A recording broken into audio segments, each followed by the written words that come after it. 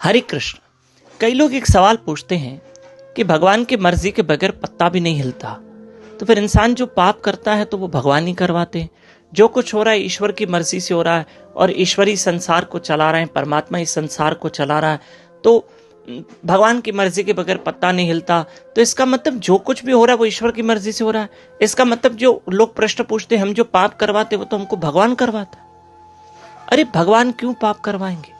भगवान ने हमको पहले ही बुद्धि दे रखी है, अच्छे और बुरे की हमें पहचान है, आग और पानी की पहचान है। इसी तरह से इंसान को पाप और पुण्य की भी पहचान है।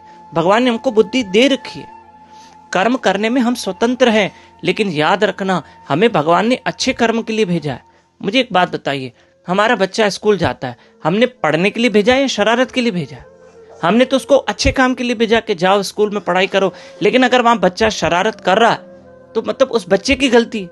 इसी तरह से भगवान ने हमें संसार में अच्छे कर्म के लिए भेजा है, और अगर हमसे अपराध बनते हैं तो वो हमारी गलती है। और हमें भगवान ने बुद्धि दी है, सूझबूझ दी है, और अच्छे बुरे की हमें पहचान है। और एक बात बताओ, मान लो कोई चोरी करने जा रहा है, क्या उसको अंदर डर नहीं होता है? पकड़ा ना जाऊं, कहीं पुलिस पकड़ न ले, कहीं मुझे मार न पड़े, कोई मुझे पकड़ न ले, कोई मुझे देख न ले, तो उसको डर क्यों लग रहा है? उसको पता है ना कि मैं गलत काम करने जा रहा हूं, और उसको ये पता है कि मैं गलत काम कर रहा हूं, फिर भी वो कर लेता है। कहने का तात्पर्य ये है, एक तो अंदर की आवाज रोकती है जिसको विवेक कहते हैं, दूसरे संत महात्मा, सत्संग, कथा, कीर्तन हो रहे हैं, हमारे बड़े हमको रोकते हैं। अरे यहां तक कि भगवान श्री कृष्ण ने शिशुपाल को भी रोका था।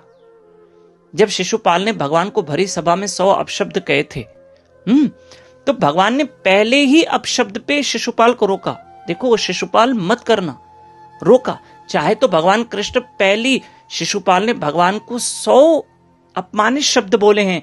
एक तरह से आप कह सकते हैं कि शिशुपाल ने भगवान कृष्ण को 100 गालियां दी है, 100 अपशब्द कहे हैं। और पांडवों के राजसू यज्ञ चल रहा था और भगवान की अग्र पूजा हो रही थी। उस अग्र पूजा में शिशुपाल भगवान को अपशब्द कह रहा है, फिर भी भगवान बार बार उसको रोक रहे थे कि शायद ये संभल जाए, शायद ये संभल जाए। लेकिन शिशुपाल अपनी बुराई से बाज नहीं आया और उसने भगवान को 100 अपशब्द कहे। भगवान ने तब उसको मृत्यु दंड दिया। चाहे तो भगवान पहली बार में श्री कृष्ण उसको मृत्यु दंड दे देते कि पहली बार जब उसने मुंह से बुरा शब्द निकाला तभी भगवान उसको दंड दे देते, लेकिन भगवान कृष्ण ने ऐसा नहीं किया। भगवान ने उसको चांस दिया, उसको अवसर दिया, और भगवान ने उसको पाप और गलती करने से रोका। आज भी हमें अच्छे बुरे की पहचान है। आज भी हमें रिश्तों की पहचान है। ये मेरी पत्नी है, ये मेरी बहन है, ये मेरी माँ है, ये मेरी मासी है, सब पहचान है हमको। ये चावल है, ये गेहूं है।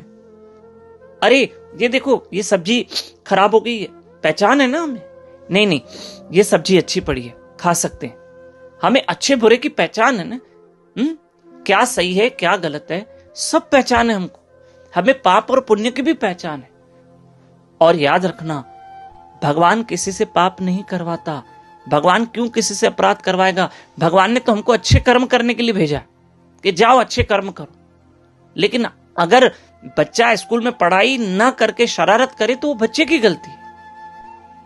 और टीचर समझा रही है, माँ बाप समझा रहे हैं, फिर भी बच्चा शरारत पे शरारत किया जा रहा है, तो उस पे बच्चे की गलती है। इसी तरह से भगवान ने हमको बुद्धि दी है, हमको बड़े समझा रहे,